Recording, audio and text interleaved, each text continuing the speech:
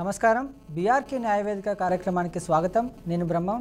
మనిషి యొక్క జీవితం అనేది భూమితో ముడిపడి ఉంటుంది. పంట భూమి కావచ్చు, ఇల్లు కావచ్చు, ఆస్తి కావచ్చు, ప్రతి ఒక్కరి కళల్లో ఒక స్థలం, ఒక సొంత మట్టి పెద్దల కథ తప్పనిసరిగా ఉంటుంది. కానీ ఆ భూముల విషయంలో వచ్చే రెవెన్యూ సమస్యలు కానీ, పత్రాల గందరగోళం కానీ, నకిలీ డాక్యుమెంట్లు కానీ, వారసత్వ వాయిదాలు ప్రజలకు ఎన్నో ఇబ్బందులు కలిగిస్తూ ఉంటాయి. ఈ భూమి నాదేనా లేక ఎవరిది అన్న ప్రశ్నతో చాలా కుటుంబాలు కోర్టులు, రెవెన్యూ ఆఫీసుల చుట్టూ తిరగాల్సిన అవసరం వస్తూ ఉంటుంది. ఈరోజు మన ఈ ప్రత్యేక కార్యక్రమంలో రెవెన్యూ సమస్యలు ఏంటి, వాటి చట్టపరమైన పరిష్కారాలు ఎలా లభిస్తాయి, ప్రజలు ఏ జాగ్రత్తలు తీసుకోవాలనే విషయాలపై మనకు మార్గదర్శకం చేయడానికి మనతో ఉన్నారు న్యాయవాది మాలతి గారు. ఇంకెందుకు ఆలస్యం, మాలతి గారికి వెల్కమ్ చెప్పేద్దాం. నమస్తే మేడం. సో బేసిక్గా ఈ రెవెన్యూ డిపార్ట్మెంట్ గురించి చాలామందికి అవేర్నెస్ అనేది లేదు. అసలు ముందుగా రెవెన్యూ అంటే ఏంటి, దాని అర్థం ఏంటి, ఏ బేస్ చేసుకొని ఇది పనిచేస్తూ ఉంటుంది? మామూలుగా గవర్నమెంట్ నడిచేది రెవెన్యూ డిపార్ట్మెంట్తో. ఎందుకు అంటే ఏదైనా సరే రెవెన్యూ రికార్డ్స్ ఉంటాయి, ఎవరైనా సరే ఓనర్షిప్పే కానీ, లేదా ప్రాపర్టీకి సంబంధించిన డీటెయిల్స్, ఓనర్షిప్ ఒకరి నుంచి ఒకరికి ఎట్లా ట్రాన్స్ఫర్ అయింది, ప్రతిదీ కూడా రెవెన్యూ రికార్డ్స్లో ఉంటుంది. సో రెవెన్యూ రికార్డ్స్ అంటే ఏంటంటే ఏదైనా సరే ప్రాపర్టీ విషయంలో మార్పులు చేర్పులు అయినా కూడా దానికి సంబంధించిన స్టాంప్ డ్యూటీ కట్టడం, ఎవ్రీథింగ్ ప్రతిదీ కూడా రెవెన్యూ డిపార్ట్మెంట్కి వస్తుంది. సో ప్రాపర్టీకి సంబంధించిన డీటెయిల్స్ కంప్లీట్గా ఒక డిపార్ట్మెంట్ ఏదైనా డీల్ చేస్తుందంటే రెవెన్యూ డిపార్ట్మెంట్. సో ఈ ప్రాపర్టీకి సంబంధించిన ఏ ఇష్యూస్ ఉన్నా కూడా డీల్ చేసేది రెవెన్యూ డిపార్ట్మెంట్. దానికి సంబంధించి చట్టాలు, దానికి సంబంధించి ఇష్యూస్, డిస్ప్యూట్స్, ఎలాంటి గొడవలు ఏమున్నా కూడా మళ్ళీ end of the day solve చేయాల్సింది రెవెన్యూ డిపార్ట్మెంటే. సో ఏంటంటే ఒకవేళ మీకు మ్యూటేషన్ల విషయంలో ప్రాబ్లం వచ్చింది, డాక్యుమెంట్స్ విషయంలో ప్రాబ్లం వచ్చింది, సపోజ్ మీ దాని మీదకి ఎవరో కబ్జా పెట్టిన మీ ల్యాండ్ మీద, అట్లాంటి డిస్ప్యూట్స్ అన్నీ కూడా రెవెన్యూ డిపార్ట్మెంట్ డీల్ చేస్తుంది. రెవెన్యూ డిపార్ట్మెంట్ బేసికల్లీ ఎంఆర్ఓ వీళ్ళందరూ ఉంటారు, జాయింట్ కలెక్టర్ వీళ్ళందరూ కూడా దాని కిందకి వస్తారు. సో ఏదైనా డిస్ప్యూట్స్ ఉంటే వీళ్ళందరూ కలిసి వాళ్ళ స్టేటస్ బట్టి, వాళ్ళ స్టేజ్ పొజిషన్ బట్టి ఫస్ట్ మనం తహసీల్దార్ నుంచి తర్వాత జాయింట్ కలెక్టర్ అట్లా స్టెప్ బై లాస్ట్ నిర్ధారించేది మాత్రం సివిల్ కోర్ట్సే. ఓనర్షిప్కి సంబంధించిన ఏ డిస్ప్యూట్స్ ఉన్నా కూడా అది మొత్తం నిర్ధారించేది కోర్ట్. బట్ దెన్ ఏంటంటే ఒకవేళ రెవెన్యూ సంబంధించి ఏమైనా రికార్డ్స్లో ఒకవేళ అంటే ఏమైనా మార్పులు అయినాయి, సరిగ్గా రికార్డ్స్ అనేది మెయింటైన్ చేయలేదు, అవన్నీ అయితే మాత్రం అవన్నీ కూడా రెవెన్యూ డిపార్ట్మెంట్ డీల్ చేస్తుంది. ఇప్పుడు పూర్వం మాన్యువల్గా ఉన్న భూస్వామ్య రికార్డులు అనేవి ఇప్పుడు ఆన్లైన్ అవుతున్నాయి. దీనివల్ల ప్రజలకి న్యాయం అంటే లాభం ఉందంటారా, నష్టం ఉందంటారా? ఆన్లైన్ అవ్వడం చాలా కరెక్ట్. ఎందుకంటే ట్రాన్స్పరెన్సీ అనేది పెరుగుతుంది, ఈజీ యాక్సెస్ ఉంటుంది. ఇప్పుడు మామూలుగా మనం ఏదైనా డాక్యుమెంట్స్ చూడాలి అంటే డిపార్ట్మెంట్కి వెళ్ళాలి, అక్కడ పేపర్స్ యాక్సెస్ తీసుకోవాలి, అవన్నీ చేయాలి. బట్ మీకు ఆన్లైన్లో కనుక అవైలబుల్ ఉన్నాయి అనుకోండి, ఆన్లైన్లో ఈజీగా సింపుల్ యాక్సెస్, ఒక మొబైల్లో కూడా మీరు చెక్ చేసుకోవచ్చు. అంటే సింపుల్ రికార్డ్స్, ఒకవేళ మీకు రికార్డ్స్ కావాలంటే ఏవైనా end of the day revenue డిపార్ట్మెంట్కి వెళ్ళాలి. కానీ ఒకవేళ ఆన్లైన్ ఉంటే మాత్రం ఏంటంటే ఈజీ యాక్సెసిబుల్, ఇంటర్నెట్ అన్ని ద్వారా ఈజీలీ యాక్సెసిబుల్ ఉంటుంది. అవన్నీ కూడా ఒక డేటాబేస్ అనేది మెయింటైన్ అవుతుంది. ఒకవేళ మీరు కనుక వెళ్ళి అప్లికేషన్ వేసారు ఏదైనా డాక్యుమెంట్ కోసము, ఏదైనా ఇన్ఫర్మేషన్ కేసు ఏంటంటే వాళ్ళు ఈజీగా ఉన్న డేటాబేస్లో చూసి మీకు వెంటనే మీకు ఇన్ఫర్మేషన్ ఇస్తారు. మీకు కావాల్సిన డాక్యుమెంట్స్ సాఫ్ట్ కాపీస్ లాగా ఇవ్వచ్చు, ఏదైనా జరగవచ్చు. సో ఆన్లైన్ ఉండడం ప్రతిదీ ఏంటంటే మెయిన్గా జరిగేదంటే ఈజీ యాక్సెసిబిలిటీ, ఈజీగా అందరికి అందుబాటులో ఉండడం జరుగుతుంది అన్నమాట. ఓకే, చాలామంది భూములు పాస్బుక్లు కానీ అడంగల్ కానీ 1B వంటి వాటిని అప్డేట్ అవ్వకుండా వాటి వల్ల ఇబ్బందులు పడుతున్నారు. వీళ్ళకి లీగల్గా ఉన్నటువంటి సొల్యూషన్ ఏంటి మేడం? ఇప్పుడు ఈ పాస్బుక్స్ కానీ అడంగల్ కానీ 1B ఎక్స్ట్రాక్ట్స్ ఇవన్నీ కూడా ఏంటంటే ఒక ఓనర్షిప్ చెప్పే రికార్డ్స్ ఇవన్నీ వాళ్ళ దగ్గర ఉంటే వాళ్ళ దగ్గర ఆ ప్రాపర్టీకి సంబంధించిన ఓనర్షిప్కి సంబంధించిన డాక్యుమెంట్ ఏదైతే ఉందో, రుజువులు ఉందో, ఎవిడెన్స్ ఉందో ఆ పర్సన్ దగ్గర ఉన్నట్టు. ఇవేవి లేకపోయినా కూడా ఒకవేళ ఫ్యూచర్లో ఏమైనా డిస్ప్యూట్ వస్తే మాత్రం ఈ డాక్యుమెంట్స్ లేకపోతే వాళ్ళ ఓనర్షిప్ ప్రూవ్ చేసుకోవడం, అంటే ఇది నాది ప్రాపర్టీ అని నేను ప్రూవ్ చేసుకోవడానికి నా దగ్గర ఒక డాక్యుమెంట్ ఉండాలి, దానికి ఇవన్నీ ఉంటాయి. సో ఇవన్నీ డాక్యుమెంట్స్ లేనప్పుడు నాకు ఎప్పటికైనా డిస్ప్యూటే. సపోజ్ వేరే వాళ్ళు వచ్చి నా ల్యాండ్ అంటే నేను ఎక్కడికి వెళ్ళాను, నాకు డాక్యుమెంట్ ఏదో చూపించాలి. ఇప్పుడు కోర్టులో కేసు పడింది, నాదని చెప్పడానికి ఏముంటాయి రుజువులు? ఇవే పాస్బుక్స్, ఇవే 1B ఎక్స్ట్రాక్ట్స్, ఇవన్నీ కూడా ఓనర్షిప్ చూపించాయి. సో ఇవన్నీ కూడా ఫ్యూచర్లో మీ కబ్జాలు అవన్నిటికీ, కోర్టు డిస్ప్యూట్స్కి అండ్ ఏ ఇష్యూకైనా సరే, ఈవెన్ ట్యాక్స్ కట్టడానికి, ప్రతిదానికి, రైతు బంధుకి, అన్నిటికీ, స్కీమ్స్కి, ప్రతి బ్యాంక్ లోన్స్కి, ప్రతి దానికి కూడా ఈ డాక్యుమెంట్స్, ఓనర్షిప్ డాక్యుమెంట్ అనేది ఇంపార్టెంట్. ఓకే, మనతో మాట్లాడేందుకు కాలర్ అయితే ఉన్నారు హైదరాబాద్ నుంచి అమృత్ గారు. అమృత్ గారు నమస్కారం అండి. అమృత్ గారు నమస్కారం. మేబీ కట్ అయినట్టుంది, మీరు మళ్ళీ కూడా ప్రయత్నించవచ్చు. అయితే ఇప్పుడు ఎన్క్రోచ్మెంట్ కేసులు ఎక్కువ వస్తున్నాయి, అంటే భూ కబ్జా కేసులు ఎక్కువ వస్తున్నాయి. ఇలాంటి సందర్భాల్లో ప్రజలు తెలుసుకోవాల్సిన లీగల్ అంశాలు ఏంటి మేడం? ఎవరైనా సరిగే మీ ప్రాపర్టీకి వచ్చి కబ్జా పెట్టినారు, ఓకే, ఎవరైనా వచ్చి ఇల్లీగల్గా, అది మీరు ఓనర్, ఆ ల్యాండ్కి ఓనర్, కానీ వేరే వాళ్ళు వచ్చి మీ ల్యాండ్లో కబ్జా పెట్టడం అలాంటివి చేస్తే మీరు ఫస్ట్ చేయాల్సింది ప్రైమరీగా ఏంటంటే వెళ్ళి పోలీస్ స్టేషన్లో కంప్లైంట్ పెట్టాలి. కంప్లైంట్ పెట్టి ఎఫ్ఐఆర్ చేయించుకోండి.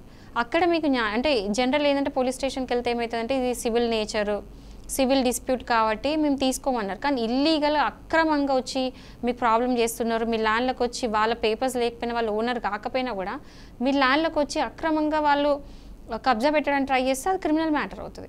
సో వెళ్ళి పోలీస్ స్టేషన్లో ప్రయర్గా మీరైతే కంప్లైంట్ పెట్టాలి. ఆ తర్వాత అక్కడ జరిగిన తర్వాత మీరు వెళ్ళి తహసీల్దార్కి వెళ్ళి ఎంఆర్ఓకి వెళ్ళి కంప్లైంట్ పెట్టవచ్చు. ఇట్లా మా దానికి కబ్జా అవుతుంది అని చెప్పేసి దానికి సంబంధించిన ఏవైతే ఎవిడెన్స్లు ఉన్నాయో అవన్నీ ఈవెన్ పోలీస్ స్టేషన్లో ఏదైతే కంప్లైంట్ పెట్టినో అవి కూడా తీసుకెళ్ళి ఎంఆర్ఓకి ఒక రిప్రజెంటేషన్ అనేది ఇవ్వాలి. అక్కడ మీకు న్యాయం జరగకపోతే జాయింట్ కలెక్టర్, అక్కడ కూడా జరగకపోతే వీళ్ళందరినీ కూడా రెస్పాండెన్స్ చేస్తూ హైకోర్టులో కేసు పెట్టుకోవచ్చు రిట్ లాగా. ఎందుకంటే వీళ్ళందరూ ఎవరు యాక్షన్ తీసుకోవట్లేదు, నాకు అక్కడ న్యాయం జరుగుతుందని. బట్ అల్టిమేట్లీ ఒకవేళ మీకు ఎవరైనా సరే ఆక్రమించుకున్నారు, మీకు ఇవ్వట్లేదు, మీ పొజిషన్ తీసేసుకున్నారు, ఫేక్ డాక్యుమెంట్స్ క్రియేట్ చేసిండ్రు, ఫోర్జరీ చేసిండ్రు, ఏదో ఒకటి ఫ్రాడ్ చేసిండ్రు, మీ ల్యాండ్ అనేది వాళ్ళు కబ్జా పెట్టుకున్నప్పుడు అల్టిమేట్లీ డిసైడ్ చేసేది మాత్రం సివిల్ కోర్టే. సో సివిల్ కోర్టుకి వెళ్ళి మీరు ఆ ఇంజంక్షన్ సూట్ అనేది వేసుకోవాలి, స్టే అనేది వేసుకోవచ్చు. ఓకే, అలాంటి చేసుకోవచ్చు. ఇందాక అమృత్ గారు కట్ అయినట్టున్నారు, మళ్ళీ కాల్ చేశారు. అమృత్ గారు నమస్కారం అండి. హలో అమృత్ గారు నమస్కారం, చెప్పండి సమస్య ఏంటండి? మీరు టీవీ చూస్తున్నట్లున్నారు, టీవీ సౌండ్ మ్యూట్లో పెట్టండి. హలో మీరు టీవీ చూస్తున్నట్లున్నారు, టీవీ సౌండ్ మ్యూట్లో పెట్టండి, లేకపోతే టీవీకి దూరంగా వచ్చి మాట్లాడండి. యా చెప్పండి. అది ఇప్పుడు మనకి Dharani what is we're having ఈ problems with Dharani. Okay, what is rectify to for digitalization. మీకు ఒకవేళ ధరణి విషయంలో if you have any problem, digitalization problem or anything related to Dharani, so మీరు డైరెక్ట్ రిట్ వేసుకోవచ్చు హైకోర్టులో. Where are you from? I'm from Hyderabad. Okay అండి, so మీ పేరేంటండి? అమృత్ అండి. మీకు ఒకవేళ దానికి ధరణికి సంబంధించి ఏ ఇష్యూ, ఎందుకంటే చాలా కేసెస్ యాక్చువల్లీ ఫైల్ అయిన హైకోర్టులో ధరణికి సంబంధించిన డిస్ప్యూట్స్ ఏ ఉన్నా కూడా ఇప్పటికే ఒక వేల కేసెస్ ఫైల్ అయి ఉన్నాయి. ఎందుకంటే కొంచెం రెగ్యులరైజేషన్ విషయంలో, ఎంట్రీస్ విషయంలో కొన్నిసార్లు మిస్టేక్స్ అవుతూ ఉంటాయి. సో మీరు ఫస్ట్ బేసిక్ మీరు స్టార్ట్ చేయాల్సింది ఏంటంటే ఫస్ట్ కలెక్టర్కి వెళ్ళి రిప్రజెంటేషన్ ఇవ్వాలి, ఓకేనా? సో కలెక్టర్ రిప్రజెంటేషన్ ఏమని ఇవ్వాలి? ఇప్పుడు ఏదైతే కంప్లైంట్ ఉందో ధరణికి సంబంధించిన మీదైతే డిజిటలైజేషన్ వాట్ ఎవర్ ఏ ప్రాబ్లం ఉన్నా వెళ్ళి కలెక్టర్కి రిప్రజెంటేషన్ ఇవ్వండి. అక్కడ మిమ్మల్ని పిలుస్తారు, ఒక డేట్ ఇస్తారు, మిమ్మల్ని పిలుస్తారు, మీ ప్రాబ్లం ఏంటో అడుగుతారు, మీ డిస్ప్యూట్ అడుగుతారు. You have to explain that. మీరు వెళ్ళొచ్చు or you can even hire a advocate to deal with it. So అప్పుడు వెళ్ళిన తర్వాత మ్యాక్సిమం మీకు అక్కడ వాట్ ఎవర్ ఏ ప్రాబ్లం ఉన్నా చేస్తారు. స్టిల్ అక్కడ మీకు ఎలాంటి యాక్షన్ కనుక తీసుకోకపోతే అది బేస్ చేసుకొని, ఆ రిప్రజెంటేషన్ బేస్ చేసుకొని మీరు వెళ్ళి హైకోర్టులో కేసు రిట్ అయ్యొచ్చు. Because they are not taking an action. ఆ రిట్ ఎవరి మీద వేస్తారంటే మీరు కలెక్టర్, జాయింట్ కలెక్టర్ మీద, ఎవరైతే గవర్నమెంట్ అఫీషియల్స్ ఉన్నారో వాళ్ళ మీద వేస్తారు. సో దాట్ హైకోర్టు నుంచి ఆర్డర్స్ పోతాయి. ఇది నేను ప్రాసెస్ చెప్తున్నా. బట్ బేసిక్గా మీకు జరిగేది ఎక్కడ అంటే మీరు కలెక్టర్కి వెళ్ళి మీరు రిప్రజెంటేషన్ ఇచ్చినప్పుడు మ్యాక్సిమం మీకు యాక్షన్ అనేది తీసుకుంటారు. బట్ అక్కడ కూడా జరగకపోతే నెక్స్ట్ స్టెప్ కూడా చెప్తున్నా, హైకోర్టులో రిట్ వేసుకోవచ్చు. ఓకే ఓకే, మరొక కాలర్ అయితే ఉన్నారు వెంకటేశ్వరరావు గారు గుడివాడ నుంచి. వెంకటేశ్వరరావు గారు నమస్కారం అండి. నమస్కారం అండి. చెప్పండి సమస్య ఏంటండి? మాకు చెప్పాను కదండి, గుడివాడ అండి, కోర్టులో క్రిమినల్ కేసులు పెట్టినప్పుడు సివిల్ కేసులకు ఎంత వచ్చండి? ఏంటండి మీ మాటలు సరిగ్గా వినిపించట్లేదండి. వాళ్ళు క్రిమినల్ కేసులు పెట్టినప్పుడు సివిల్ కేసులకు ఎంత వచ్చండి? క్రిమినల్ కేసు పెట్టినప్పుడు సివిల్ కేసు వేయొచ్చా అని అడుగుతున్నారా? అవునమ్మా. ఏం లేదండి, రీసెంట్గా సుప్రీంకోర్టు ఒక స్ట్రిక్ట్గా గైడ్ లైన్స్ ఇచ్చింది. కొన్ని కేసెస్ లాస్ కూడా ఉన్నాయి, అంటే కొన్ని ఈ మధ్యలో రీసెంట్గా కొన్ని జడ్జిమెంట్స్ కూడా ఉన్నాయి, అవి చూసుకోవచ్చు మీరు. ఏంటంటే ఏం చెప్తుంది సుప్రీంకోర్టు అంటే, ఒకవేళ కనుక ఏదైనా సివిల్ డిస్ప్యూట్ ఉన్నప్పుడు క్రిమినల్ నేచర్ ఉండాలి. వాళ్ళు ఒకవేళ క్రిమినల్ కేసు పెట్టడం అంటే ఎగ్జాంపుల్ ఏంటంటే ఫోర్జరీ చేశారు, ఫ్రాడ్ చేశారు, లేదా ఇల్లీగల్గా వచ్చి మీ ఆక్రమించుకొని మిమ్మల్ని కొట్టడం, అలాంటి క్రిమినల్ నేచర్ ఉంటే మాత్రమే ఆ క్రిమినల్ కేసెస్ అని నిలబడతాయి. కానీ అక్కడ ఏ క్రిమినల్ నేచర్ లేకుండా ఉట్టిగా కనుక క్రిమినల్ కేసెస్ వేస్తే అప్పుడు ఆ క్రిమినల్ కేసెస్ క్వాష్ చేయాలి, కొట్టేయాలని చెప్పేసి సుప్రీంకోర్టు చెప్తుంది. So at a time criminal cases civil cases వేయడానికి ఉండదు. ఎందుకంటే ఒక పర్సన్ని 2 విధాలుగా అంటే criminally civil cases through harass చేయొద్దు అని చెప్పి సుప్రీంకోర్టు చెప్తుంది. సో వాళ్ళు ఏం చేశారంటమ్మా, అసలు బాధ్యతగా లేని వాళ్ళకి హెల్ప్ చేయట్లా రెవెన్యూ వాళ్ళు. అలాగే వాళ్ళే చీటింగ్లు చేసి వాళ్ళే తప్పుడు కేసులు పెడుతున్నారు. ఆ తప్పుడు కేసులు పెట్టిన వాళ్ళ మీద కోర్టులో చర్యలు తీసుకోవట్లేదు. మరి మేము పెడుతుంటేనేమో సివిల్ కేసు చేసుకుంటున్నారు, వాళ్ళు పెడితేనేమో క్రిమినల్ కేసులు పెట్టేసి సివిల్ దాంట్లో ఎంటర్ అవుతున్నారు. ఇది అసలు ఏ రకంగా చట్టబద్ధమో అనేది ఒకటండి. యాక్ట్ అనేది ఒకటి ఉంది, లా స్ట్రిక్ట్గా ఉంటుంది, అండ్ దాంట్లో లాలో యాక్ట్లో అన్నీ కూడా ఇది ఇట్లా దీనికి ఇది అని చెప్తారు. ఒకవేళ కనుక మీరు అన్నట్టు పబ్లిక్ సర్వెంట్స్ ఎవరైతే ఉన్నారో, ఈ గవర్నమెంట్ అఫీషియల్స్ ఎవరైతే ఉన్నారో మిస్టేక్ చేస్తే హైకోర్టు అనేది ఒకటి ఉంది. ఎవరైనా ఇది గుర్తుపెట్టుకోండి, ఎవరైనా గవర్నమెంట్ ఎంప్లాయీ, అది రెవెన్యూ డిపార్ట్మెంటే కావచ్చు, మీరు అని ఎంఆర్ఓ కావచ్చు, ఈవెన్ కలెక్టర్ కావచ్చు, తప్పు చేస్తే హైకోర్టు ఉంది. హైకోర్టుకి వెళ్ళి మీ దగ్గర ఉన్న ఎవిడెన్స్లు ఏవైతే జరిగినాయో, మిస్టేక్స్ ఏవైనా లూప్ హోల్స్ ఉన్నాయి, లేకపోతే వాళ్ళ యాక్షన్ తీసుకోకపోవడం, ఇలాంటి ఏవి జరిగినా కూడా అదంతా కూడా దానికి సంబంధించిన ఎవిడెన్స్ అంతా కూడా డాక్యుమెంటరీ ప్రూఫ్ పెట్టుకోవాలి మీరు. ఎవిడెన్స్ అనేది ఎట్లా ఉంటుంది తెలుసా, ఈ సివిల్ కేసెస్లో డాక్యుమెంట్ ప్రూఫ్ ఉంటాయి. సో ఏదైనా వాళ్ళు కనుక మేము చేస్తాము అది చెయ్యము ఏది చెప్పినా కూడా రిటర్న్లో తీసుకోండి, అంటే రాతపూర్వకంగా తీసుకోండి. మీకు ఇచ్చేది ఏ రిప్లై కూడా రాతపూర్వకంగా రావాలి వాళ్ళ దగ్గర నుంచి. అది మీ రైట్ కూడా, మీరు ఏదైనా రైటింగ్లో తీసుకున్న రైట్ మీకు ఉంది. సో ఆ రైటింగ్లో వాళ్ళని ఇవ్వమనండి. వాళ్ళు ఇచ్చినాక ఆ రైటింగ్ని తీసుకొని వెళ్ళి హైకోర్టులో వెయ్యాలి, రిట్ వేయాలి. ఈ పబ్లిక్ అఫీషియల్స్, గవర్నమెంట్ అఫీషియల్ ఎవరైతే ఉన్నారో వాళ్ళు జాబ్ చేస్తలేరు, వాళ్ళ డ్యూటీ ప్రాపర్గా చేస్తలేరు అని చెప్పేసి మీరు వెళ్ళి హైకోర్టులో కంప్లైంట్ పెట్టొచ్చు. ఆ కంప్లైంట్ని రిట్ అంటారు, ఆ రిట్ లాగా మీరు వేసుకోవచ్చు. చెప్పండి. మేము 2021లోనే ఏపీ హైకోర్టుకి వెళ్ళి జడ్జి గారికి, చీఫ్ జడ్జి గారికి లెటర్ పెట్టామమ్మా. ఓకే. పెడితే వాళ్ళేమో ఏ ఒక్క లాయర్లు కూడా మాకు సహకరించకపోయేసరికి నాకు దేవుడు ఏదో బుద్ధి పుట్టించినట్టుగా. చూడండి, లెటర్ పెట్టొద్దు. ఎందుకంటే లెటర్ అనేది ఆఫీషియల్గా మీకు పోదు.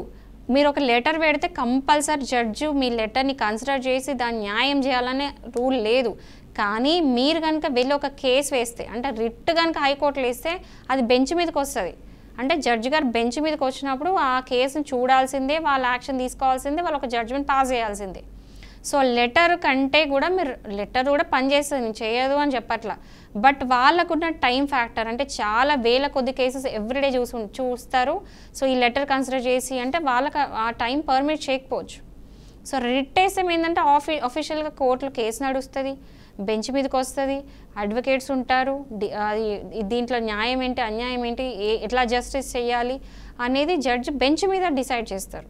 సో దాని ద్వారా మీకు లాభం, జస్టిస్ అనేది జరుగుతుంది. కానీ మీరు లెటర్ పెట్టినారు, యాక్షన్ తీసుకుంటలేరు అంటే వాళ్ళ టైం పర్మిట్ చాలా తక్కువ. ఎందుకంటే మీరు చూస్తే ఎవ్రీడే ఒక 100,000 కేసెస్ వాళ్ళు చదువుతారు, రికార్డ్స్ చదువుతారు, ఫైల్స్ చదువుతారు, టైం సరిపోదు కదండి.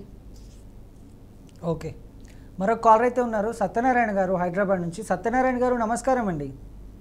నమస్కారం అండి. చెప్పండి, సమస్య ఏంటండి? ఇప్పుడు నేను ప్రగతి రిసార్ట్ లో అబౌట్ 20 to 23 years బ్యాక్ ఒక 1000 స్క్వేర్ యార్డ్స్. నమస్కారం అండి. మీరు టీవీ చూస్తున్నట్లున్నారు, టీవీ సౌండ్ మ్యూట్ లో పెట్టండి, లేకపోతే టీవీకి దూరంగా వచ్చి మాట్లాడండి. ప్రగతి రిసార్ట్ లో అబౌట్ 20 to 23 years బ్యాక్ ఒక 1000 స్క్వేర్ యార్డ్స్ కొన్నామండి. అప్పుడు మాకు రిజిస్ట్రేషన్ ఏంటంటే గుంటలలో అయిందండి. ఓకే, మేము 23 years అట్లా 23 years బ్యాక్ ఉన్నామండి ప్రగతి రిసార్ట్ లో. చెప్పండి. అప్పుడు అది రిజిస్ట్రేషన్ మాకు గుంటలలో అయిందండి, స్క్వేర్ యార్డ్స్ అని ఇవ్వలేదు. అయితే ఇప్పుడు మేము అమ్ముదామంటే ఈ గుంటలలో ఉన్నది రిజిస్ట్రేషన్ అయితే లేదంటారు, ఏమి రిజైన్ అర్థం అవుతుంది అండి నాకు. అది ఈ మధ్యలో రెవెన్యూ డిపార్ట్మెంట్లో ఈ ప్రాబ్లం ఫేస్ మీరేగా చాలా మంది చేస్తున్నారు. మీరు కరెక్షన్ ఆఫ్ రికార్డ్స్ అడగచ్చు.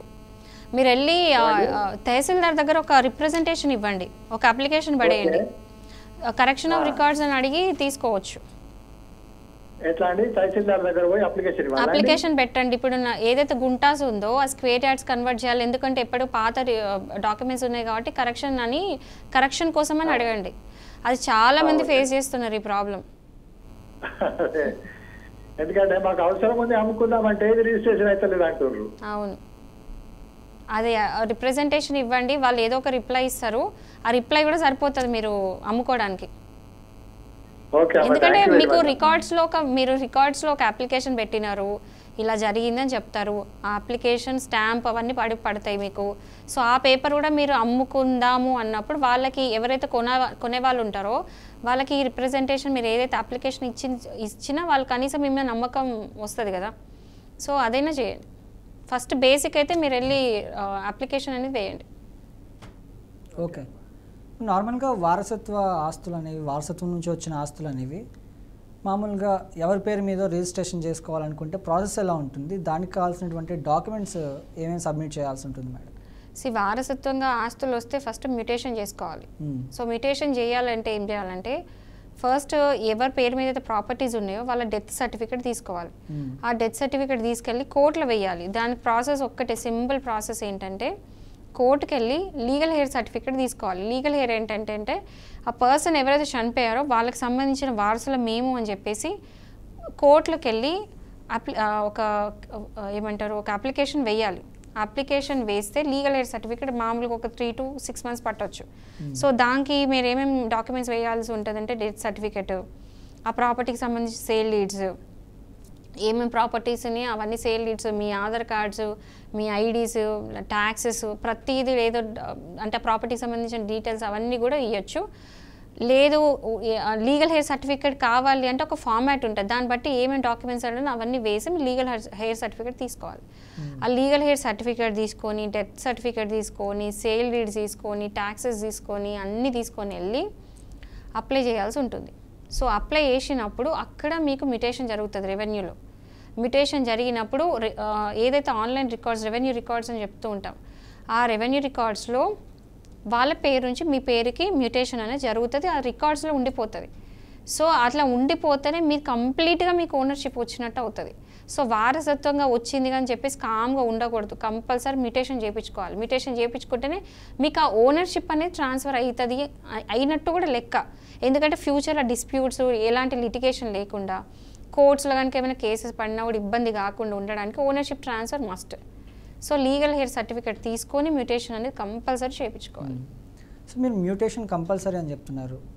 మామూలుగా మ్యూటేషన్ అంటే ఏంటి? ఇది ఎలాంటి సందర్భాల్లో కంపల్సరీ అవుతుంది?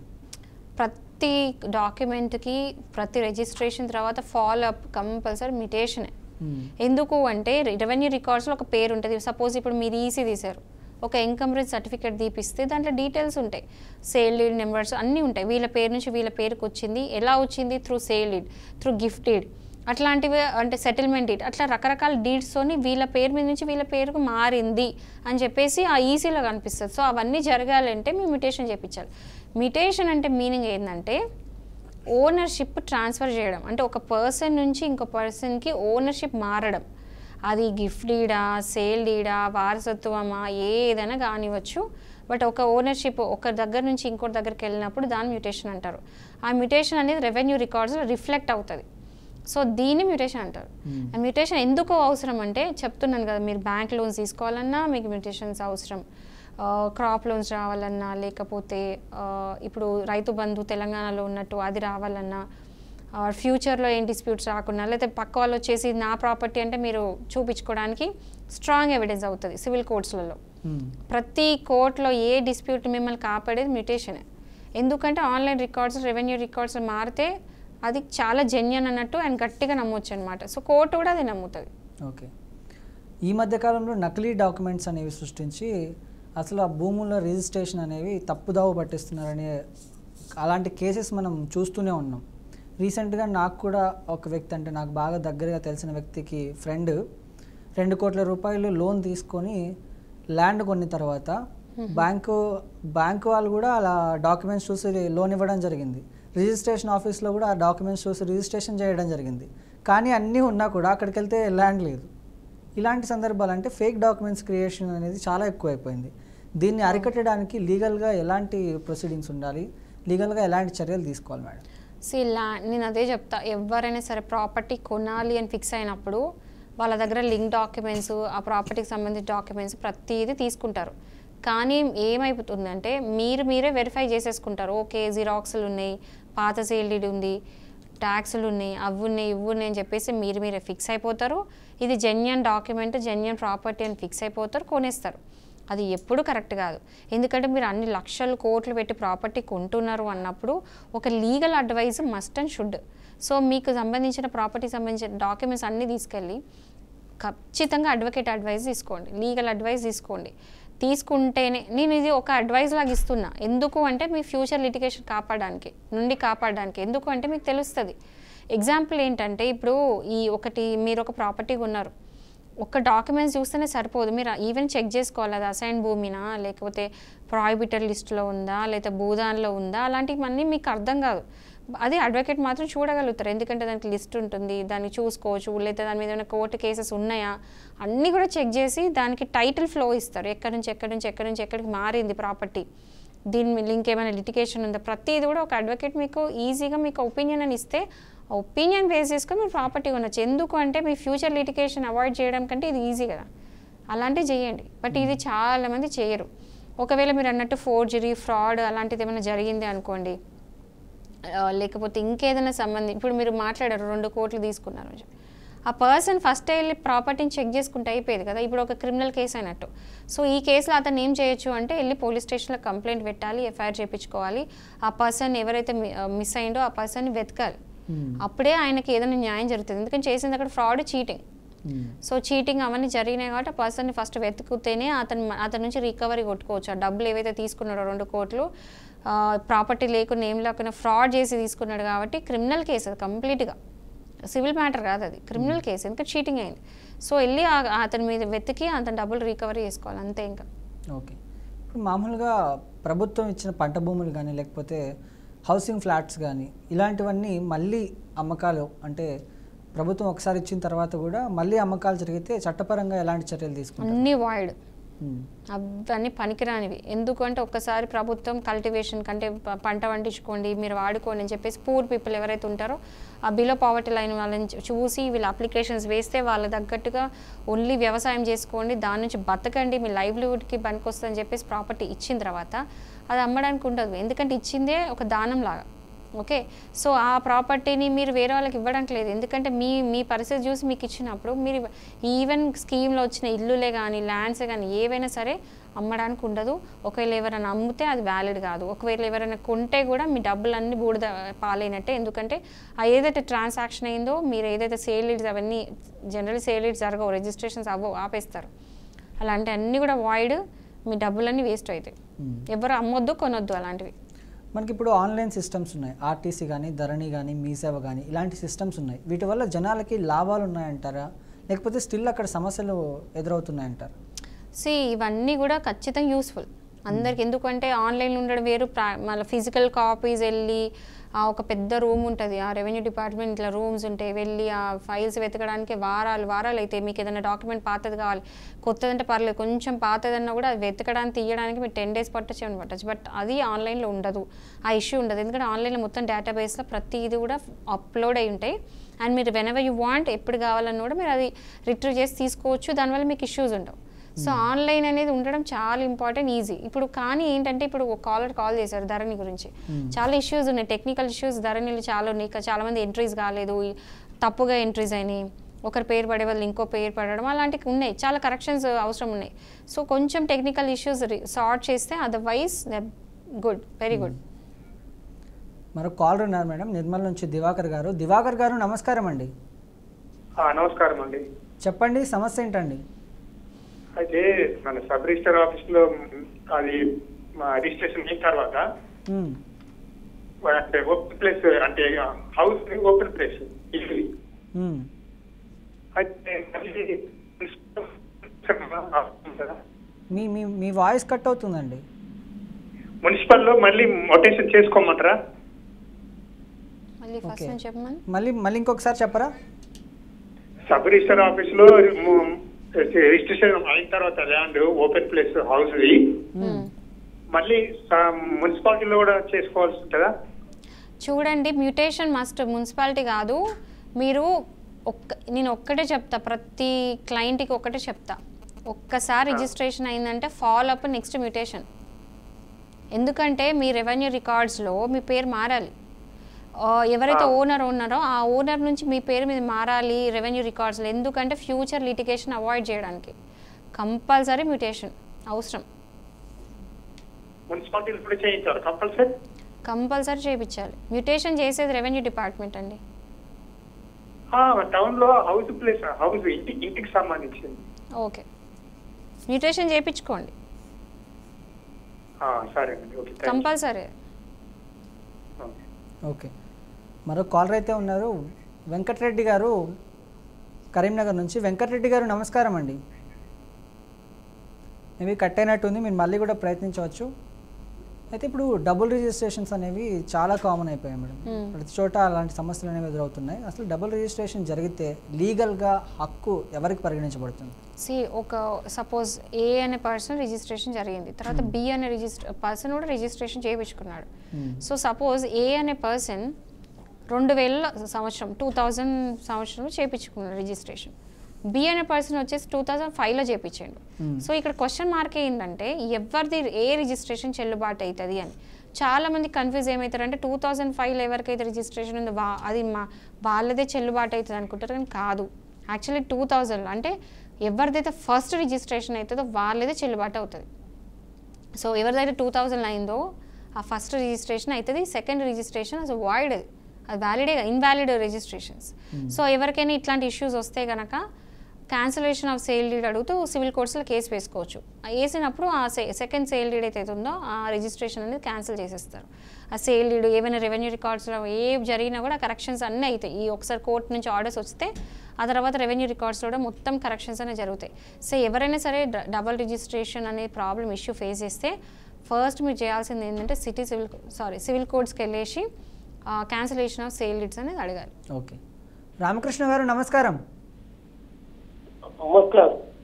చెప్పండి, సమస్య ఏంటండి?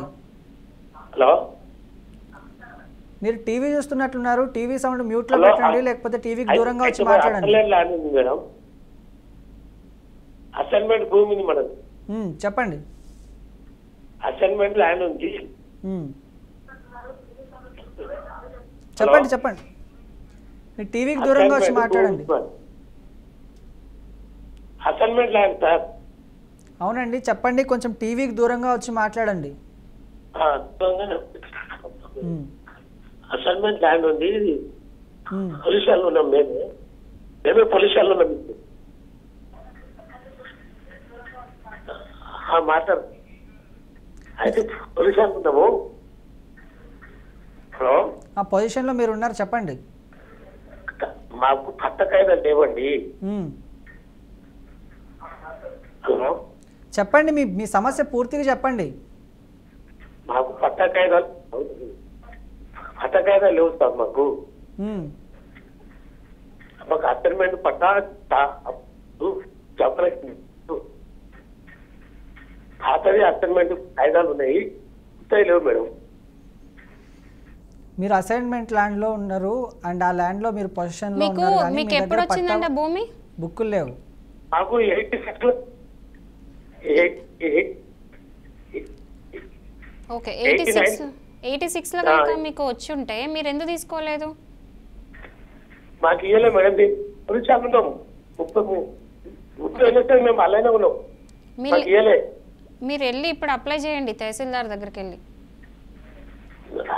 అయితే ఆన్లైన్ లో కూడా లేదు మేడం. అది ఏంటండి? ఆన్లైన్ లో కూడా లేదు. ఆన్లైన్ లో లేదు. మీరు ఎక్కడి నుంచి మాట్లాడుతున్నారు?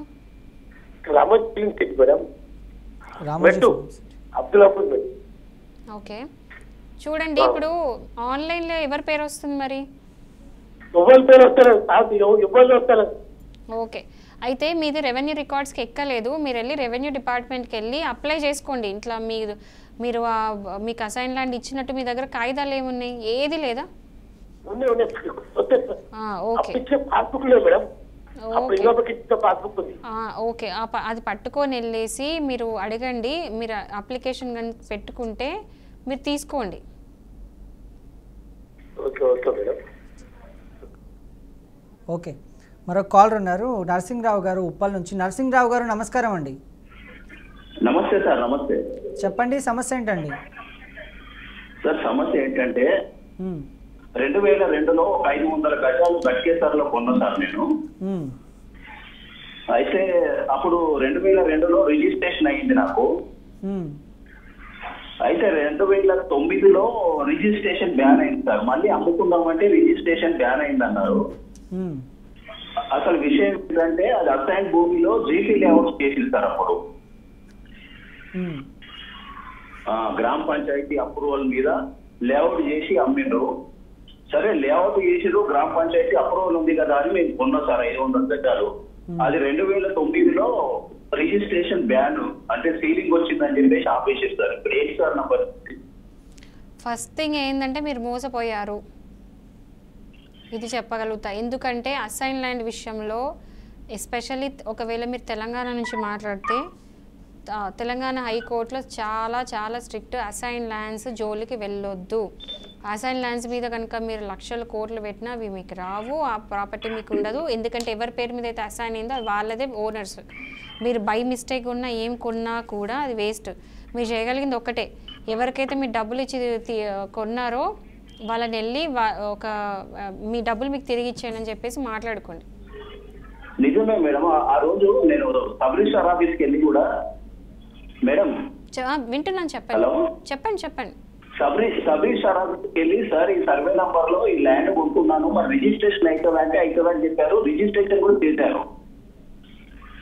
రిజిస్ట్రేషన్ అయింది. ఇప్పుడు మీరు కొన్నది 2009లో కదా. 2009లో అసైన్ ల్యాండ్స్ ఎక్కువ పెద్ద గవర్నమెంట్ పట్టించుకోలేదు. మీరు చెప్పినట్టు 2009 కాదు, 2002. అదేనండి, ఆల్మోస్ట్ 2017-18 ముందు వరకు కూడా గవర్నమెంట్ అంత స్ట్రిక్ట్గా లేదు.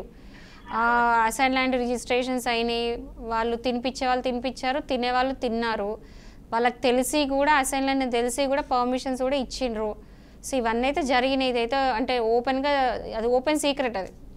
బట్ ఇప్పుడు ఏంటంటే హైకోర్టు నుంచి స్ట్రిక్ట్ ఆర్డర్స్ ఉన్నాయి, ప్రతి సివిల్ కోర్ట్స్లో స్ట్రిక్ట్గా ఉంది. అసైన్ ల్యాండ్ అంటే ఎవరికైతే అసైన్ చేసినారో వాళ్ళకి మాత్రమే ఆ అసైన్ ల్యాండ్ వాళ్ళే ఓనరు. వాళ్ళు అమ్మడానికి లేదు, దాన్ని ఎవరు కొనడానికి లేదు. సో మీరు ఎవరైతే డబ్బులు ఇచ్చి కొన్నా అన్నారో వెళ్ళి ఫస్ట్ వాళ్ళ గల్లా పట్టుకొని తీసుకోండి డబ్బులు, అంతే. కానీ మీరు దీని గురించి ఒక కేసు వేయడానికి లేదు, ఏం లేదు. ఎందుకంటే అసైన్ ల్యాండ్ కొనడమే తప్పు. ఒక ట్రై చేయొచ్చు. ఎవరైతే మిమ్మల్ని మోసం చేశారో వాళ్ళ మీద చీటింగ్ కేసు పెట్టండి. ఓకే, మరొక కాలర్ ఉన్నారు, రామకృష్ణ గారు. రామకృష్ణ గారు నమస్కారం అండి. నమస్కారం అండి. చెప్పండి, సమస్య ఏంటండి? ఎక్కడి నుంచి మాట్లాడుతున్నారు? రామకృష్ణ గారు ఎక్కడి నుంచి మాట్లాడుతున్నారండి? ఓకే, చెప్పండి, సమస్య ఏంటండి? 2019లో ఒక అసైన్ ల్యాండ్ కొన్నానండి. సబ్ రిజిస్టర్ ఆఫీస్ లో రిజిస్ట్రేషన్ ఉంది. ఏ ఇయర్లో అండి? 2019 మేడం. చెప్పండి. అయితే సబ్ రిజిస్టర్ ఆఫీస్ లో కూడా నా అయినట్టు ధరణి వెబ్సైట్ లో వాళ్ళ పేరు వస్తుంది మేడం, కొన్న వాళ్ళ పేరు, సంబంధం ఉన్న వాళ్ళ. అయితే ఈ తహసీల్దార్ ఆఫీస్ లో పాస్బుక్ రావట్లేదు మేడం. ఇప్పుడు మీరు నాకు అర్థం కాలేదు, మళ్ళీ ఒకసారి చెప్పగలుగుతారా? 2009లో అసైన్ ల్యాండ్ కొన్నారు. అసైన్ ల్యాండ్ మీరు అసైన్ ల్యాండ్ కొన్నారా 2009లో? అసలు అసైన్ ల్యాండ్ కొనడానికి లేదండి. 2019లో మేడం. అవునండి, మీరు ఏ ఇయర్లో కొన్నా మీరు అసైన్ ల్యాండ్ కొనడానికి లేదు. దానికి ఆల్రెడీ పాస్బుక్ ఇచ్చాను మేడం. వాళ్ళకి ఏంటండి? వాళ్ళకి పాస్బుక్స్ ఉన్నాయి మేడం. వాళ్ళకి పాస్బుక్స్ ఉండనియండి, ఏదైనా ఉండనియండి, వాళ్ళు అమ్మడానికి లేదు, వాళ్ళకి రైట్స్ లేవు. మీరు కొనడానికి మీకు రైట్స్ లేవు. మీరు కనుక కొన్న ఆ రిజిస్ట్రేషన్ పనికిరాదు. ఆ ప్రాపర్టీ మళ్ళీ వాళ్ళకే వెనకకి పోతుంది తప్ప మీరు ఓనర్ అది ఎప్పటికీ కాలేరు. ఎందుకంటే assign lands are not meant for sale అనేది చెయ్యరాదు. అసైన్ ల్యాండ్స్ అనేది అమ్మకాలు జరగదు. అమ్మకాలు వ్యాలిడ్ కాదు. ఇది అందరూ తెలుసుకోండి. ఎవరైనా సరే ఇది అసైన్ ల్యాండ్ అని తెలిస్తే కొనొద్దు. అది ఎప్పటికీ మీకు రాదు. మీరు ఎన్ని డబ్బులు పెట్టండి, ఎన్ని కోట్లు పెట్టండి, మళ్ళీ తిరిగి ఆ ఓనర్కి గవర్నమెంట్ చేతుల్లో పెట్టి వాళ్ళ వెనక్కి ఇచ్చేస్తుంది. అది మీది కాదు. ఆయన ఇష్యూ అదే కదా. ఎస్. అయితే మరొక కాలర్ ఉన్నారు, విజయరెడ్డి గారు సూర్యాపేట నుంచి. విజయరెడ్డి గారు నమస్కారం అండి. హలో విజయరెడ్డి గారు చెప్పండి, మీ సమస్య ఏంటండి? సార్ నమస్తే సార్. చెప్పండి సార్ అది ఏం లేదు, మా తాతగారు 1962లో ల్యాండ్ తీసుకున్నారు సార్.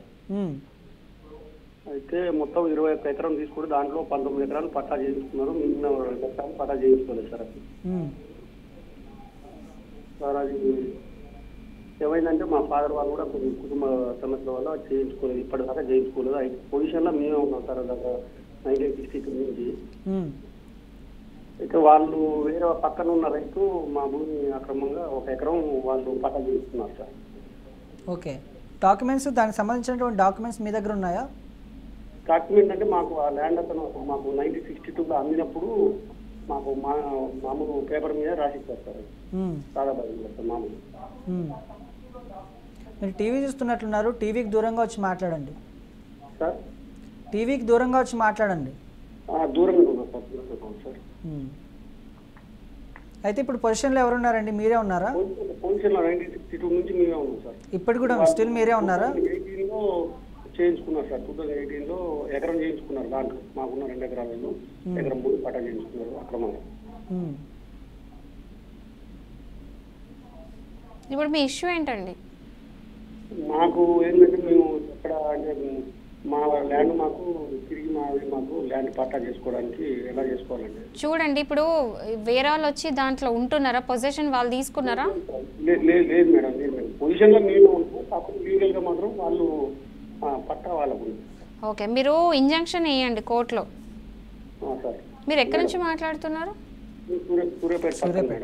సూర్యాపేట. ఓకే, మీరు ఒక పని చేయండి, ఒక ఇంజంక్షన్ సూట్ వేయండి. మీ మీ మీ జాగలోకి వచ్చి వేరే వాళ్ళు ఉంటున్నారు కాబట్టి, ఐ మీన్ అది మార్చుకున్నారు కాబట్టి మీరు ఒక ఇంజంక్షన్ సూట్ వేయాలి. ఎందుకంటే పొజిషన్లో మీరు ఎప్పటి నుంచో ఉంటున్నారు. సో మీరు ఏదైతే ఉందో అది రెగ్యులరైజ్ చేసుకోండి. మీకు మీ ఓనర్షిప్ అనేది రెగ్యులరైజ్ చేసుకోండి. ఇప్పుడు పహానీలో ఎవరి పేరు వస్తుంది? ఏంటండి, ఎవరి పేరు రావట్లేదు? సో మీరు వెళ్ళి ఫస్ట్ ఒక ఏమంటారు తహసీల్దార్ దగ్గరికి వెళ్ళి ఈ అప్లికేషన్ రిప్రజెంటేషన్ ఇవ్వండి. ఇట్లా మీరు 1960 నుంచి మీరే ఉంటున్నారు, ఆ ప్రాపర్టీకి సంబంధించిన డాక్యుమెంట్స్ అన్నీ ఇవ్వండి. అదేనండి, 1962 నుంచి మీరే ఉంటున్నారు. మీ దగ్గర సంబంధించిన పేపర్స్ అన్నీ పట్టుకొని వెళ్ళి ఆ ప్రాపర్టీకి సంబంధించిన ల్యాండ్కి సంబంధించిన ప్రతి ఒక్క మీ దగ్గర ఏమేమి కాగితాలు ఉన్నాయో అన్నీ పట్టుకొని పోయి జిరాక్స్లు కాపీ తీసుకొని పోయి ఒక రిప్రజెంటేషన్ అనేది మీరు ఇవ్వండి, తహసీల్దార్కి ఇవ్వండి. ఇచ్చి ఇది రెగ్యులరైజ్ చేయండి. దానికి మీకు ఏదైతే పట్టా మిస్సింగ్ అయితే ఇవ్వమని చెప్పండి. అండ్ అది చెప్తూ వీళ్ళు ఎవరో వచ్చి మీ ఇప్పుడు డాక్యుమెంట్ తయారు చేసుకున్నారు, 1 ఎకరంకి సంబంధించిన కంప్లైంట్ కూడా ఇవ్వండి. ఓకే, దాంతోపాటు ఒక ఇంజంక్షన్ సూట్ అనేది సివిల్ కోర్టులో వేయాల్సి ఉంటుంది. నాట్ టు ఇంటర్ఫియర్ అని చెప్పేసి వేయాలి. ఓకే, మరొక కాలర్ అయితే ఉన్నారు, శ్రీనివాసరావు గారు నరసాపేట నుంచి. శ్రీనివాసరావు గారు నమస్కారం అండి. నమస్తే అండి. చెప్పండి, సమస్య ఏంటండి? అదే పశ్చిమ గోదావరి జిల్లా నరసాపురంలో ఉంటానండి మేము. ఓకే, చెప్పండి, సమస్య ఏంటండి? అది ఆసంత మండలం అండి, పొలం అయోధ్యలంక. దాంట్లోని 2 సంవత్సరాలు 2003లో వేసానండి ఇండేషన్ ఆర్డర్ వచ్చింది మాకు కోర్టు. నేను చేసాను, మాకు ఏమీ చెప్పలేదండి. అది కోర్టు ఇండేషన్ ఆర్డర్ వస్తే ఇంకొక అతను వచ్చి తింపు తీసేస్తున్నాడండి. 2 సంవత్సరాల మట్టి ఆగింది, ఒక 8 నెలల మట్టి ఎస్సీలు అతను వచ్చి దుర్మార్గంగా తింపులు తీసేస్తున్నాడు కాయలండి. డీఫామ్ పట్టా అండి. ఏం పట్టా? డీఫామ్ పట్టా అండి. డీఫామ్ పట్టా. ఓకే, ఇప్పుడు ఇంజంక్షన్ ఎవరి ఫేవర్లో వచ్చింది? మాకే వచ్చింది మేడం. ఇంకా కోర్టులోనే ఉందండి. మాకు అన్ని చేసుకోమని మాకు ఇండేషన్ కాపీ ఇస్తుంది మేడం. ఇప్పుడు ఆ ఇంజెక్షన్ సూట్ అయిపోయిందా? కోర్టులో మీకు ఒక జడ్జ్మెంట్ డిగ్రీ వచ్చిందా? ఇంకా లేదు మేడం. మరి మీకు వచ్చింది ఇంటరిమ్ రిలీఫా? ఇంటరిమ్ ఇంజంక్షన్ వచ్చి ఉంటుంది. అవునండి, వస్తుందండి. మాకు వెళ్ళి మీరు అన్ని తీసుకోండి, వెళ్ళి మీరు యాన్వర్ చేసుకోమని వస్తుందండి మేడం చెప్తున్నారు. మీ ప్రాబ్లం ఏంటి ఇప్పుడు? తీసుకుని వెళ్తుంటే ఆడవాళ్ళని అలా వచ్చేసి అడ్డం వేస్తున్నారు అనుకున్నా. అది బట్టి జరుగుతుందండి 2 సంవత్సరాలు బట్టి. పోలీస్ కేసు పెట్టండి. పోలీసు అది సివిల్ అండి, మేము రాకూడదండి, కోర్టు రాకూడదని రావట్లేదు మేడం. సివిల్ అయినా కూడా ఒక ఇంజంక్షన్ సూట్ లో ఒక డిగ్రీ ఉంది, ఇంటరిమ్ రిలీఫ్ ఉంది, మీ దగ్గర ఆర్డర్ కాపీ ఉంది. ఆర్డర్ కాపీ ఉన్నాక కూడా వేరే వాళ్ళు వచ్చి మీ ల్యాండ్లో కానీ మీ ప్రాపర్టీలో కనుక వాళ్ళు రావడానికి ట్రై చేస్తే అప్పుడు క్రిమినల్ కేసే అవుతుంది. అది అవి అలా పెట్టాం మేడం, క్రిమినల్ కేసు కూడా పెట్టానండి, అది కూడా కోర్టులోనే ఉంది. మేము జిల్లా అది భీమవరం జిల్లా కలెక్టర్ గారి దగ్గరికి వెళ్ళామండి, సోమవారం అప్పీల్ పెట్టాం. సిఏ గారి దగ్గరికి వెళ్ళమని అక్కడికి వెళ్ళామండి, ఎస్పీ గారి దగ్గరికి వెళ్ళాను. అన్ని రకాలు తిరుగుతున్నాం మేడం. ఒకవేళ ఆసంట వస్తుందండి. అది మీరు పోలీస్ స్టేషన్ కంప్లైంట్ పెట్టినారు, అన్ని పెట్టినారు, ఎవరు ఏ యాక్షన్ తీసుకోవట్లేదా? తీసుకుంటలేదు మేడం. మరి ఇప్పుడు మీకున్న ఎమర్జెన్సీ ప్రాబ్లం ఏంటి? వాళ్ళు వచ్చి మీ ల్యాండ్లో ఏమైనా చేస్తున్నారా? తీసేస్తున్నారండి. ఎస్సీలు అండి. ఇప్పుడు మేము అమృతనాథన్ కూడా కాదండి, ఎస్సీలు వచ్చి దౌర్జన్యం చేస్తున్నాడు. దౌర్జన్యం చేసినప్పుడు క్లియర్ గా క్రిమినల్ కేసు. ఒక పని చేయండి, హైకోర్టులో ఒక రిట్ వేయండి. ఈ కోర్టులో ఉంటా కోర్టులో వేయచ్చు మేడం? వేయొచ్చు. ఎందుకు అంటే అక్కడ పోలీస్ డిపార్ట్మెంట్ వాళ్ళు యాక్షన్ తీసుకోవట్లేదు. ఆ పర్సన్ అక్రమంగా వచ్చి మిమ్మల్ని సతాయిస్తున్నారు, హరాస్ చేస్తున్నారు, కానీ పోలీస్ వాళ్ళు యాక్షన్ తీసుకుంటలేరు. ఇటు దిక్కు మీకు ప్రాబ్లం అవుతుంది, మీ ల్యాండ్లో ఎవరు వచ్చి ఉంటున్నారు, కానీ పోలీసులనే రెస్పాండెంట్ చేస్తూ రిట్ వేయండి. సరే మేడం. ఓకే, మరొక కాల్ ఉన్నారు సాగర్ నుంచి లింగమ్మ గారు. లింగమ్మ గారు నమస్కారం అండి. నమస్తే అండి. చెప్పండి, సమస్య ఏంటండి? మనది ఇప్పుడు ఒక 4 సంవత్సరాల చూసారు. మాది ఏం చేసిందంటే ఇట్లా సర్వే నెంబరు 33 అది ఒక అతని మీద పట్ట చేసుకున్నాడు. అది పెద్ద సంపాదించింది. 3 ఎకరాల భూమి పోరాడుతా ఉంటున్నాము, పోలీస్ కేసు అయింది, కొట్టుకున్నాము, ఆ ఎంఆర్ఐ పెట్టినాము, అస్సలు అయితే లేదు సార్. ఇది ఎంతకైతే లేదు. ఎట్లా ఏ రూట్ లో పోతే అవుతుంది? ఇది మీ దగ్గర దానికి సంబంధించినటువంటి పేపర్లు ఉన్నాయి సార్. మా మామ పేరు మీద ఉంటే మాకు పట్ట చేయలే. అదే కౌలు చేసుకున్నాడు, 3 ఏళ్ళు పట్ట చేసుకున్నాడు వాళ్ళ అమ్మడు. ఇప్పుడు కూడా ఆయన కౌలు చేసుకుంటూనే ఉన్నారా మీరు? కౌలు లేదు, వ్యవసాయం చేస్తున్నాడు, అలానే ఉన్నాడు. అది ఆయన పాస్బుక్ వచ్చింది సారు. 2014లో సర్పంచ్ ఉండే పాస్బుక్ వచ్చింది ఆయనకు. ఏ సంవత్సరం నుంచి కబ్జా పెట్టిండ్రు వాళ్ళు? అమ్మ 2014 నుంచి. 2014 నుంచి గొడవలు నడుస్తూనే ఉన్నాయా? నడుస్తూనే ఉన్నాయి. పోలీస్ కంప్లైంట్ అయిందా? పోలీసు వాళ్ళు వచ్చిర్రు, శల్క మీదకి ఎస్ఐ గారు వచ్చిర్రు, అందరు వచ్చిర్రమ్మా మేడం. ఒక కేసు అయింది, కొట్టుకున్నాము, హాస్పిటల్లో అయింది, అంత ఆగమాగం చేసిరు. వాళ్ళు అమ్మలో కాబట్టి వాళ్ళు 20 మంది, మేము 6 మంది. ఏమైతుంది మాకు? ఇంకా అది పోరాడుతూనే ఉంటున్నాం మేడం. ఇప్పుడు కేసు ఎంఆర్ఐ పెట్టాము, ఆర్ఏ పెట్టాము, అసలు దాన్ని ఆయనే చేస్తున్నాడు వ్యవసాయం. ఇప్పుడు మీరు ఎంఆర్ఓ దగ్గర పెట్టినారు, కలెక్టర్ దగ్గర పెట్టిండ్రు కదా, పెట్టినాక కూడా ఎక్కడ యాక్షన్ తీసుకుంటలేరు, ఎవ్వరు ఏం చేస్తలేరు కదా. అప్పుడు మీరు హైకోర్టులో వేయొచ్చు. హైకోర్టులో అంటే పెద్ద కోర్టు, అన్నిటికంటే మొత్తం తెలంగాణలోనే పెద్ద కోర్టు అనమాట. ఒక పెద్ద మనిషిలాగా ఉంటారు. వాళ్ళ దగ్గరికి వెళ్ళి వీళ్ళు యాక్షన్ తీసుకుంటలేరని చెప్పేసి ఒక కేసు పెట్టాలి. ఏమనంటే వీళ్ళు ఎంఆర్ఓ కానీ లేదా పోలీసులు కానీ ఎంత తీసుకున్నా నాకు న్యాయం జరుగుతలేదు అని చెప్పేసి ఒక కంప్లైంట్ పెడితే హైకోర్టులో, హైకోర్టు వాళ్ళు ఏం చెప్తారంటే వెంటనే యాక్షన్ తీసుకోండి అని చెప్పేసి హైకోర్టు నుంచి వాళ్ళకు ఆర్డర్స్ పోతాయి. ఆర్డర్స్ పోతే వాళ్ళు అప్పుడు భయంతో పని చేస్తారు. అందుకని రిట్ అయ్యండి. ఆ పేపర్లు అన్నీ కలిపి మీరు అంతా పెట్టుకొని, మీ దగ్గర ఏమేమి కాగితాలు ఉన్నాయో అవన్నీ పెట్టుకొని రిట్ వేస్తే ఏంటంటే అప్పుడు మందలిస్తారనమాట వాళ్ళు, హైకోర్టు వాళ్ళు, మీరు ఎందుకు యాక్షన్ తీసుకుంటలేరు అని చెప్పేసి. అది ఒకవేళ జెన్యున్గా మీదే అయ్యుండి మీ దగ్గర కాగితాలు అన్నీ కరెక్ట్ ఉంటే కనుక అది లోవర్ కోర్టు అదంతా కూడా. కానీ వీళ్ళు ఎందుకు యాక్షన్ తీసుకుంటలేరు అని చెప్పేసి మాత్రం హైకోర్టు మందలిస్తుంది. సో దానికోసము మీరు హైకోర్టులో రిట్ అయ్యాలి. మీరు ఒక పని చేయండి అమ్మా, 6 తర్వాత మీ నెంబరు ఇస్తే మా వాళ్ళకి, మా లీగల్ టీం వాళ్ళు మీకు కాల్ చేసి మీకు ఇంకా క్లియర్గా చెప్తారు. కాల్ చేస్తారండి. అయితే మరొక కాల్ ఉన్నారు, శ్రీను గారు నాగోల్ నుంచి. శ్రీను గారు నమస్కారం అండి. చెప్పండి, సమస్య ఏంటండి? సార్ మాది నాగోల్ జిల్లా సార్, అచ్చంపేట మండల్. ల్యాండ్ వచ్చి మాది 103/31, 168 సార్. అయితే ఇది 84లో మా తాత అచ్చంపేట మున్సిపల్ కోర్టులో గెలిచిండు.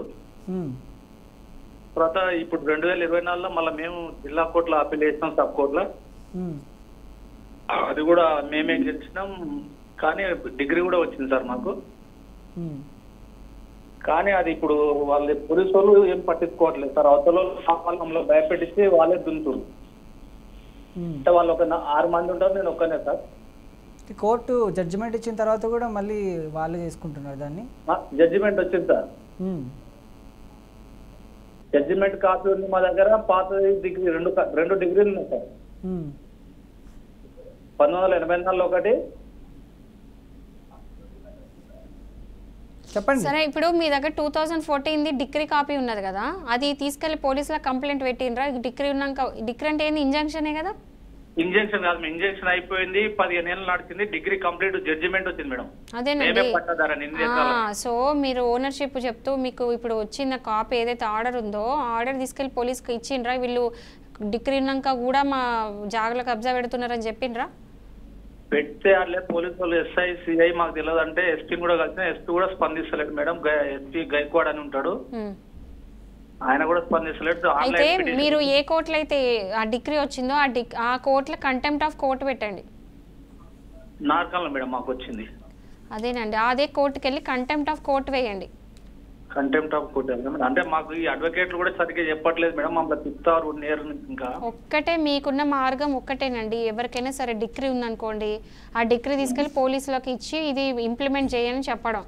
పోలీసులు యాక్షన్ తీసుకోకపోయినా కూడా మీరు కంటెంప్ట్ ఆఫ్ కోర్ట్ వేయాలి. కోర్టులో కంటెంప్ట్ ఆఫ్ కోర్ట్ అంటే ఏంటంటే, ఏదైతే ఆర్డర్ వచ్చిందో, ఏదైతే డిగ్రీ వచ్చిందో, అది ఎవరి మీద అయితే డిగ్రీ వచ్చిందో వాళ్ళు ఆ ఆర్డర్ ఖచ్చితంగా పాటించాలి. ఒకవేళ పాటిస్తలేరు అంటే కోర్టుని డిస్రెస్పెక్ట్ చేసినట్టు, అంటే ఇన్సల్ట్ చేసినట్టు, ఆర్డర్ని ధిక్కరిస్తున్నట్టు. అప్పుడు వెళ్ళి కంటెంప్ట్ ఆఫ్ కోర్ట్ వేస్తే కోర్టు సీరియస్ అవుతుంది. అప్పుడు నేను ఇచ్చిన ఆర్డర్ ఎందుకు వాళ్ళు పాటిస్తలేరని చెప్పేసి కంటెంప్ట్ ఆఫ్ కోర్టులో మళ్ళీ అప్పుడు ఇన్స్ట్రక్ట్ చేస్తుంది. ఎవరిని? పోలీస్ డిపార్ట్మెంట్కి ఇన్స్ట్రక్ట్ చేస్తుంది, ఈ ఆర్డర్ ఇంప్లిమెంట్ చేపియండి అని చెప్పేసి. డైరెక్ట్ ఆర్డర్స్ కోర్టు నుంచి పోలీస్ స్టేషన్కి వెళ్తుంది. అప్పుడు వాళ్ళు చచ్చినట్టు ఆర్డర్స్ పాటించాల్సిందే, ఇంకా వాళ్ళకి వేరే చాయిస్ లేదు. Okay, thank you so much madam. మీ విలువైన సమయాన్ని బీఆర్కే ప్రేక్షకుల కోసం కేటాయించి వాళ్ళకున్నటువంటి సలహాలు, సందేహాలు, సూచనలు ఇచ్చినందుకు ధన్యవాదాలు. సో ఏదేమైనప్పటికీ భూమి కేవలం ఒక ఆస్తి కాదు, మన జీవితానికి ఆస్తి పాసం. కానీ రికార్డులు సరిగా లేకపోతే, అవగాహన లేకపోతే ఈ ఆస్తి పాయం అనేది కూల్చిపోతుంది. ఈరోజు మనం రెవెన్యూ సమస్యలు, భూ రికార్డులు, వారసత్వం, రిజిస్ట్రేషన్ వంటి ఎన్నో ముఖ్యమైన అంశాల గురించి తెలుసుకున్నాం. ప్రజలు తెలుసుకోవాల్సిన జాగ్రత్తలు, చట్టపరమైనటువంటి మార్గాలు కూడా స్పష్టంగా అర్థమయ్యాయి. ముఖ్యంగా గుర్తుంచుకోవాల్సింది ఒకటే, అవగాహన లేకపోతే ఆస్తి కూడా సమస్యగా మారుతుంది. అందుకే ప్రతి ఒక్కరూ తమ ఆస్తి రికార్డులను సరిగా చూసుకోవాలి. అవసరమైనప్పుడు నిపుణులను సంప్రదించాలి. అంటే అడ్వకేట్ల దగ్గరికి వెళ్ళాలి, లేకపోతే తెలిసినటువంటి వారి దగ్గరికి వెళ్ళాలి. ఈ విలువైన సూచనలు అందించినటువంటి మాలతి గారికి మరొకసారి కృతజ్ఞతలు తెలుపుతూ మళ్ళీ మరో ఆసక్తికరమైన అంశంతో మళ్ళీ కలుద్దాం. అప్పటి వరకు చూస్తూనే ఉండండి బీఆర్కే న్యూస్, తెలుగోడి సత్తా.